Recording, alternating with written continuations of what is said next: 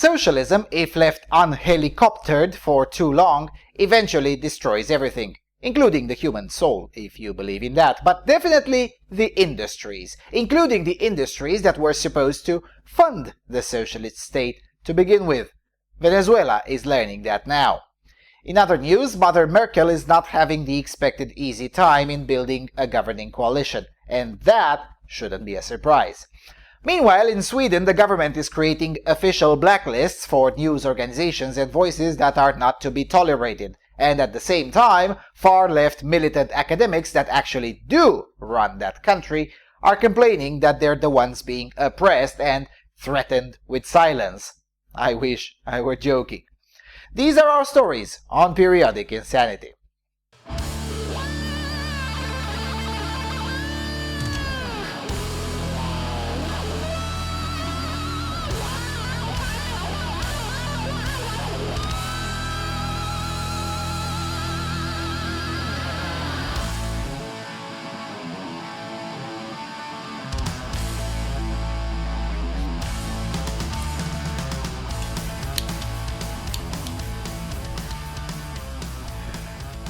Hello everyone, and welcome to the 14th edition of Periodic Insanity.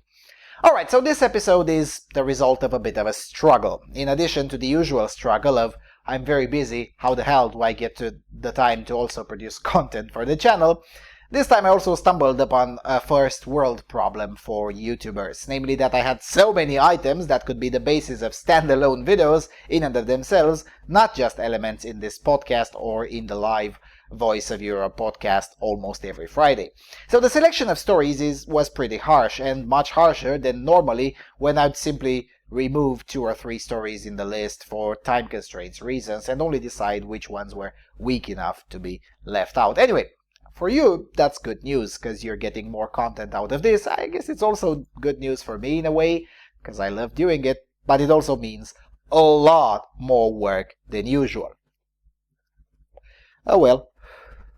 I guess I earned this pressure since the channel has been inactive for too much earlier this month and in late October. So, with that said, let's get started. The first piece of news is from the Economic Insanity Department via Bloomberg.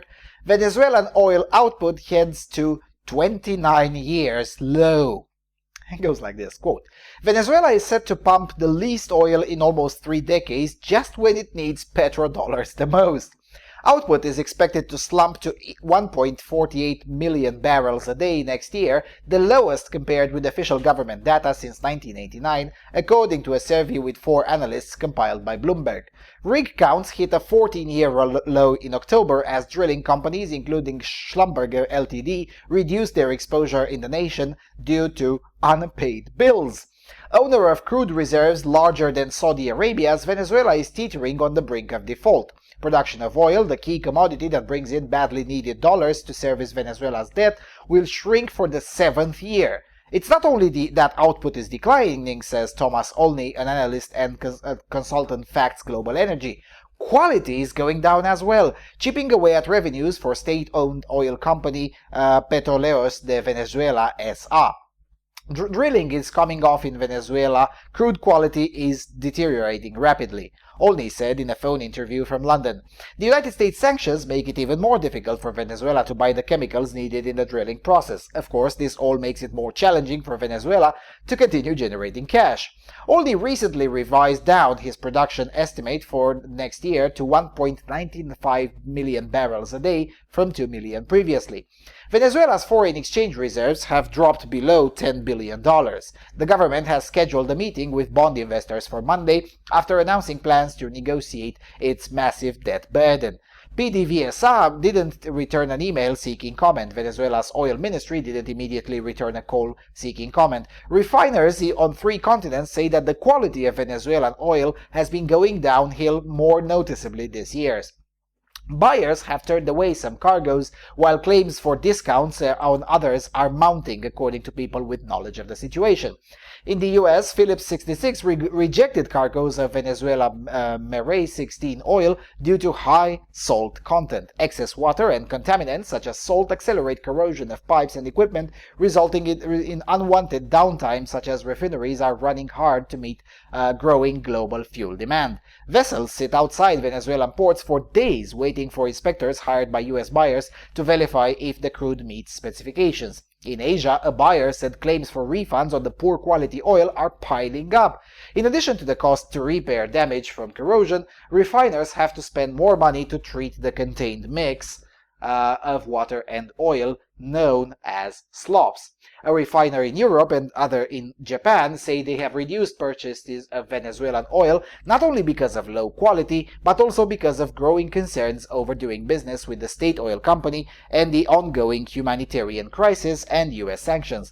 The buyer in Japan said PDVSA has been attempting to lure them back by offering steep discounts, close quote, and it goes on and on like this for a bit more, but I think we get the gist of it. So, who would have thought that once you take away the ownership and the incentives of the people to make stuff, things go downhill? I wonder if there is an economic theory that can explain why such thing has happened. On a more serious note, reading the report felt like being teleported once again in 1987 or 1988 Romania.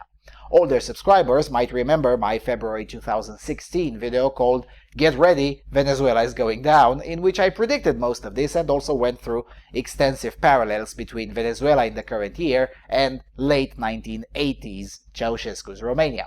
But the madness in all of this is that at the very least in 1980s, most people had no idea about these things. As late as 1986, there were Harvard economists predicting that the Soviet Union will overcome the United States. They were, of course, wrong, and in my view, should have been fired or suffer some consequence for their bad ideas and wrong predictions, but one can reasonably make the case that the average person was much more to be forgiven for his or her ignorance in 1986 than in 2016 or the current year, because the more time passes, the more similarities occur. In 1987-88, the mammoth communist industry in Romania, the pride of the regime and the pinnacle of what the official propaganda was calling the Golden Age, that industry was putting out products that were so bad that even third world war-torn dictatorships were starting to refuse. In the early 1990s, after the first honest and open audits of those industrial plants were conducted, so many products were found that could not even be given away for free, let alone find anyone to pay anything for them. So, can you imagine below pennies on the dollar? The point I'm trying to make here is that this situation is the logical conclusion of any regime, like Chavez, like Ceausescu, like Kim Jong-il, and anything in between. And the only way to not have this happening is to kick out the commies before this happens. As explained in the Myth of Inevitability video, nothing is inevitable before it happens. Sadly, it's already too late for Venezuela in this department, but it's not too late for the country and the people to turn around. But the price in blood, sweat, and tears has just gone up. Madness. Anyway, this is why I hold a firm belief in helicopters, because there's no way you can get rid of this without violence. And considering the huge amount of violence that the leftist government in Caracas has already inflicted upon innocent civilians, any amount of retaliatory violence that the commies in there will be subjected to will be, in my opinion, acceptable. Because a good communist is only a dead communist. Alright, let's go to the next story. Coming from Reuters. Merkel signals readiness for new election after coalition talks collapse.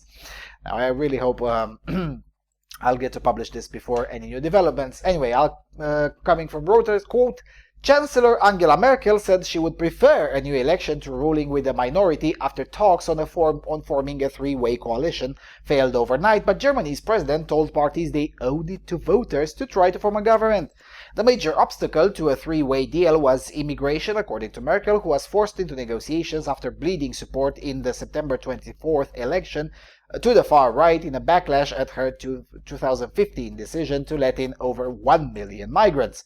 The failure of exploratory coalition talks involving her conservative bloc, the liberal pro-business Free Democrats, and the environmentalist Greens raises the prospect of a new election and casts doubt about her future after 12 years in power. Merkel, 63, said she was skeptical about ruling in a minority government, telling ARD television, "My point of view is that new elections would be a better path." Her plans did not include being chancellor in a minority government, she said after meeting President Frank-Walter Steinmeier. Steinmeier said that Germany was facing the worst governing crisis in the 68th history of its post-World War II democracy, and pressed all parties in the government to serve our country and try to form a government. His remarks appeared aimed at the FDP and the Social Democrats, who on Monday ruled out renewing their grand coalition with the Conservatives. Inside our country, but also outside, in particular in our European neighborhood, there would be concern at the lack of understanding if politicians in the biggest and economically strongest country in Europe did not live up to their responsibilities, read in a statement from Steinmeier, a former foreign minister who has been thrust center stage after taking on the usually largely ceremonial head of state role in March. With German leadership seen as crucial for a European grappling with governance reform and Britain's impending exit, FDP leader Christian Lindner's announcement that he was pulling out spooked investors and sent the euro falling in the morning. Josef Joffe, publisher-editor of Germany's weekly Die Zeit, said she could rely on CDU support for now, but added, quote, "I will not bet on her serving out her entire 4-year term." The main parties fear another election so soon would let the far-right anti-immigrant Alternative für Deutschland party add to the 13% of votes it secured in September when it entered the parliament for the first time. Polls suggest a repeat election would return a similarly fragmented parliament. A poll published on Monday showed the new election would bring roughly the same result as the September election, with the Greens set to see the biggest gains. If Germans voted next Sunday, Merkel's Conservatives would get 31%, the SPD 21%, the Greens and the AfD both 12%, the FDP 10%, and the leftist party 9%, the Forza survey for RTL television showed. This compares with the election result of 32.9 for CDU, 20.5 for SPD, 12.6 for AfD, 10.7 for FDP, and 9.2 for the Communist Party, and 8.9 for the Greens. The failure of coalition talks is unprecedented in Germany's post-war history and was likened by news magazine Der Spiegel to the shock election of US President Donald Trump or Britain's referendum vote to leave the EU, moments when countries cast aside reputations for stability built up over decades. Any outcome in Germany is, however, likely to be more consensus-driven. The problem is stagnation and immobility, not instability, as in Italy, said Joffe. The unraveling of the German talks come as a surprise, since the main sticking points, immigration and climate policy, were not seen as an FDP signature issues. Close quote. Well, now I'm sorry I didn't say this out loud after the elections. Because right after the elections were announced, I wanted to say in a podcast that it will be a hunk parliament and snap elections are on the table. But I yielded to my moderate inner pressure, which told me that's a bit outrageous or unreasonable. See, this is why you shouldn't relent to your moderate pressures. You make mistakes like these. Alright, but in all seriousness, the only surprise here is that the FDP actually behaved like real liberals for a change. As a general rule, the FDP tended to be very cucked on the issues that actually matter, namely identity politics, mass immigration, and economic freedom. These are things about which the regular voter cares a lot more than the think tanks and the cathedral media give them credit for. Also, let's not forget that the Green Party came up with insane and fundamentally illiberal proposals. Reuters tells us that it was climate policy, but that's just a nice euphemism. Essentially, the Green Party said that they want to economically bankrupt Germany. For those who may not know, Merkel approved the shutting down of nuclear power plants for climate and safety reasons, also a huge concession to the Green Party, by the way, and then proceeded to buy electricity from the French, France being one of the largest producers of nuclear energy in the world. So already a lot of economic insanity right there. The problem is that the electricity bought from France was just not enough, so they had to restart some coal power plants too in order to avoid instability in the power grid. Now, the Greens say they won't join a government if those aren't shut down as well. Now, if that happens, Germany is going to be in quite a big trouble. Sure, it may not bankrupt the country. I mean, it's actually quite hard to bankrupt Germany, but hundreds of thousands of people would suffer for sure. Now, mind you, the situation already is bad enough, with the German language now having been enriched with a new word for homeless because of electricity bill. Now, admittedly, some of that was solved by drops in overall energy costs on the global market, but still, if the Greens' idea would be implemented now, things will get nasty again, particularly for the poorest people in Germany. As for the mass immigration issue, are you really kidding me, Reuters? FDP gave a toss since they weren't signature issues. Oh, really? The FDP missed out the previous parliament in part because it ceded too many social issues to the left, and by the left I include Merkel's CDU too, since CDU is conservative these days only in the sense that it attempts to conserve leftism. So it is in fact refreshing that the FDP understood that some of their votes came from people who believed the nonsense about AfD but still knew that the CDU is cancer. So they turned to FDP for what was perceived as a less radical option. Of course, all of that is lunacy, considering that the AfD is full of former CDU members who simply disagreed with CDU's further and further movement towards the left. Not to mention numbers that were purged, the members that were purged directly or indirectly during Merkel's tenure. You don't hear about that in the news, but it happened. More than once in the last 18 months, actually. Now, what I do hope to see happening is a minority government being formed so as to be as weak as possible. And then Josef Joffe on the site says, with her not serving out the entire 4-year term. Now, that would be the best possible outcome for normal people. Mind you, I say the best possible, as in realistic, not the best ideally. Because you have to remember, Germany is a country where normal people are a minority. It's not like Poland, where you can count on the decency of the majority of the voting public. I mean, come on. 10% for Die Linke, literally the party of Stasi. Sorry, that place being Germany, is deeply dysfunctional. But for as long as the economics hold on, some of that dysfunctionality can be avoided. And the FDP is correct to insist against even more anti-capitalist nonsense from the far left. But hey, what do I know? The problem is stagnation and immobility, not instability as in Italy. Yeah, keep telling yourself that. We'll see how much of that will still be true with the current demographics and strife, but with Italy's economics. Yeah, I know it can happen in Germany. Well, it can happen until it happens. And it usually does, because the markets may be slow in delivering justice, but they never forget. Just saying. Alright, let's move to the next story. This one's hilarious, well, and worrisome to some extent. But this is Sweden, so there's that. Coming from Nyheter Idag, the government names Nyheter Idag in a report about white hatred.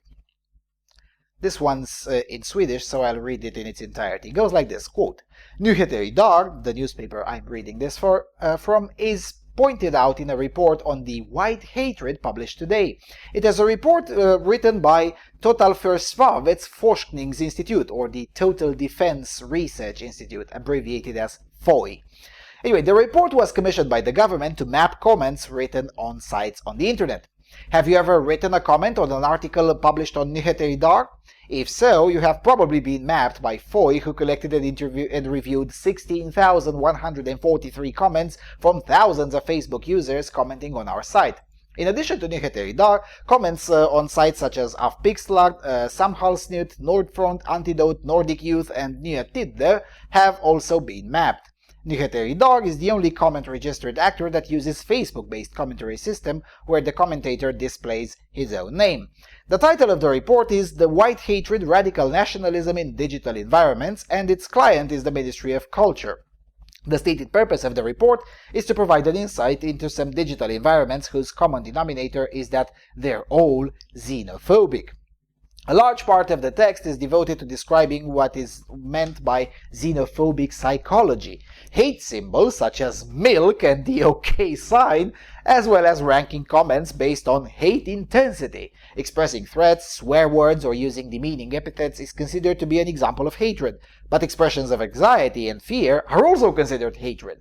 In particular, there are comments about 21 people in public life, in the media or politics that FOI is interested in. It is not clear from the report how Nyheter idag is relevant today or if some of the hate or threatening comments were even found on the site. The report also contains a feminist so-called gender analysis of the content of the comments studied. The editor of the report is Lisa Kati from Uppsala University.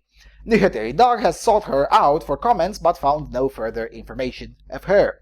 Nyheter idag's editor-in-chief Chang Frick is currently declining to comment on the report. And then there is an addendum to the article which reads, quote, "After several readers have noticed, a poll previously found at the bottom of the article has been removed. The question arose from the problem formulated by FOI, where the authority believes that it is a form of hatred to express concern or fear for community development in comments on the internet. In their world, such anxiety and fear are linked to the white hatred and the view of Sweden that the country is in the wrong direction. The government equals emotional expressions of concern and fear with pure death and hatred. Using swear words, gendered words, or pejorative expressions in FOI's world, all of these are essentially the same." Now, if you remember, several episodes ago on Periodic Insanity, we praised Hanif Bali, a member of the Swedish parliament with the Moderate Party, for successfully baiting and triggering Swedish leftists, who of course rushed in to call him a white supremacist for drinking milk, posting a frog, and doing the OK sign. Because that's how stupid leftists are. But this report, by virtue of its existence, shows the extent of the stupidity that is pervasive in the Swedish government and also at the Uppsala University. Now mind you, Uppsala has been a beacon of pure stupidity and anti-science since the 1930s. Radical totalitarian nonsense is literally the only thing that university ever produced in its entire miserable existence. We don't have time to read from the report, so I'll leave the link to the PDF in the description so you can have fun with it too. Although the language used in it is so convoluted that it's quite hard to grasp what they mean, even if you do speak Swedish. Maybe natives have an easier time, but I really struggled with some phrases. In any event, at page 32, the report lists milk indeed and the OK gesture as hate symbols, right alongside the swastika, various white power symbols, the 1488, and the KKK's blood drop, but also Pepe the Frog, because we all know non-whites are terribly threatened by a cartoon frog. Apparently, milk is a hate symbol because Richard Spencer has a glass of milk on his Twitter profile and said he's very tolerant, lactose tolerant. It's amazing. These people would believe anything. By the way, I heard Richard Spencer also drinks water, so make sure you put that on the list too. Now, thankfully, I'm safe. Both the far left and the alt-right collectivists hate smoking, so I'm on the safe side for now, although there are rumors in the underbelly of the far left to attempt to declare Churchill a white supremacist. And then I'm fucked because I like Winston cigarettes. I like Ararat brandy just like Winston Churchill. I despise Islam just like Winston Churchill. And I automatically distrust and hold in contempt those who go preachy about their anti-smoking bullshit. You know, just like Winston Churchill. Anyway, this is really fun to watch from abroad, but if you're in Sweden, you're kinda in deep trouble. I mean, the government is spending money to document memes while the police is underfunded and real crimes go unprosecuted because the police doesn't dare to go in certain areas. And that, my fellow deplorables, is quite insane. But hey, what do I know? Apparently, my videos have been shared in some leftist Swedish circles because I've been getting a lot of nastiness from butthurt Swedes on those videos, the videos that I made from Sweden. Some of those were quite hilarious, telling me to get back to Romania. No worries, snowflakes. I wouldn't move to Sweden even if threatened with rape by a Somali or even threatened by starvation. I mean, rape lasts an hour or two and then I can eat the Somali. Moving to Sweden would crush my soul, which is far worse. Anyway, speaking of Sweden, in the context of soul-crushing insanity, let's go to the next story coming from Aftonbladet. We, the gender researchers, are threatened with silencing. That's right. The welfare whores in the universities of the most far-left feminist place on earth, well, arguably, Canada could be worse, but let's set that aside. Those people, the net beneficiaries of the militant feminist state, are complaining. Anyway, let's read the whining in its entirety. Quote, "Gender research and gender science are today attacked by conservative right-wing forces and other so-called anti-genderist movements around the world. In Hungary, Germany, Poland, Russia, Brazil, the United States, and Sweden, the discipline is presented as a threat to what is claimed to be normal, natural, and right," which is, of course, correct. Feminism and progressivism in general is a societal cancer that needs to be extirpated in order to prevent it from killing the host. The host being, well, us, the vast and wide, normal, non-insane, and non-feminist majority. But let's read further. Quote, "Researchers who reviewed these movements in Europe describe how they've spread in recent years from country to country to threats to gender science and gender researchers. According to these movements are considered to be varied. It may be the nation, the child's gender identity, the heterosexual family, but also the free academic thinking and freedom of speech that need to be protected from what is perceived as the ravages of gender science. Equality work is also questioned sharply. In Sweden, this political wave, known as gender science, can be called the Church of the Church and is represented as if it were a dogma imposed not only on other researchers, but to the entirety of the university ecosystem. Even here in Sweden, gender equality is called into question, and that what is perceived to be natural differences between men and women are said to not be taken into account. Oh, kindly go fuck yourselves."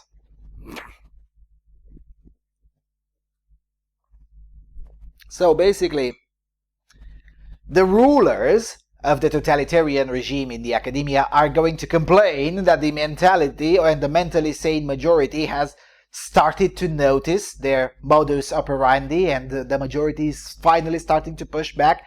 Really? You can't even take this modicum of heat, lefties? Also, yes, equality should be questioned, because equality, just like religion, is essentially fiction.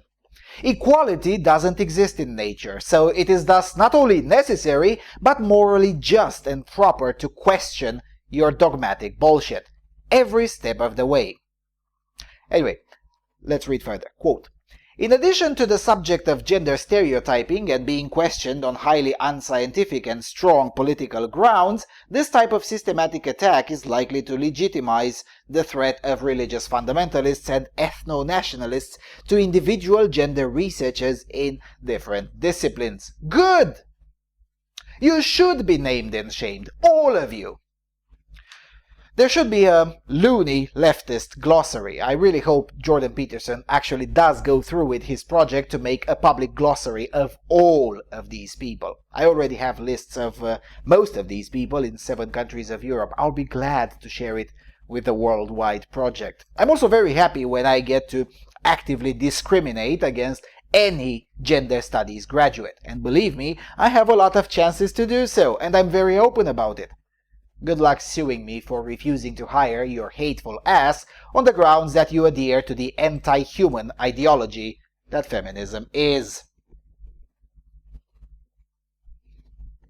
This article is really annoying, but anyway, let's read further. Quote, This does not really lead researchers to cease their research focus. They cannot live with the threats directed at them. An environment that wants to limit the space for open and critical research is spreading.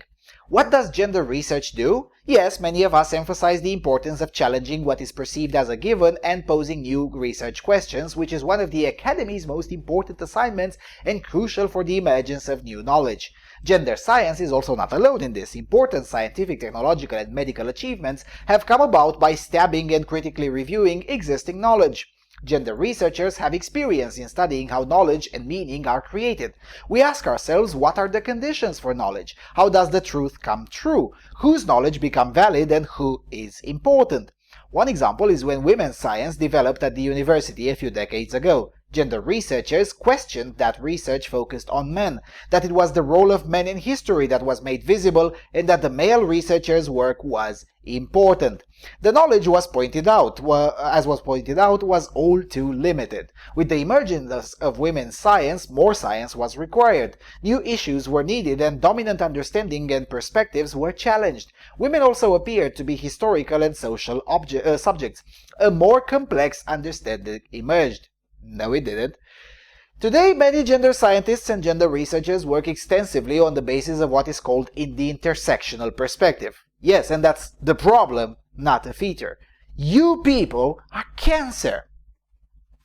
Anyway, governance in society needs to be challenged on the basis of a complex understanding of how different principles of sex, gender identity, racism, sexuality, function, class, age, and others are related to each other and create inequalities. In other words, the cost system of the progressive stack needs to be imposed upon normal people because you say so. Get in the helicopter, you filthy loons. Anyway, how will this be done is debated vigorously among gender researchers, which is a sign of a dynamic and vital research tradition. Gender studies and gender research, with its academic-based reflexiveness, develop new perspectives that allow more questions to be asked and new areas of knowledge can emerge. It also means that inequalities can become visible and problematized. It is particularly important at times when inequality is normalized, sexually questioned, racism is clear, segregation is getting stronger, Islamophobia expands, and conditions deteriorate for those who do not live in accordance with a strong standard of functioning. We share the concern that the freedom of the academy is threatened, but it is not gender science that accounts for this threat. The view should be reversed against anti-democratic movements and the harassment of researchers who carry these movements.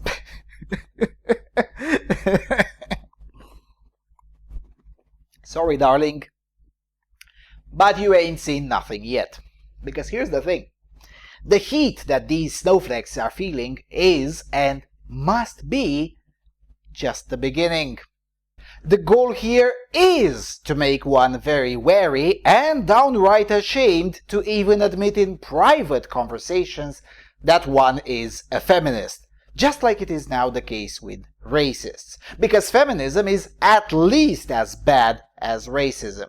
I would personally argue that it is far worse than racism, since racism only affects a tiny minority of people, whereas feminism negatively affects roughly 80% of the population, namely almost all men and the vast majority of women.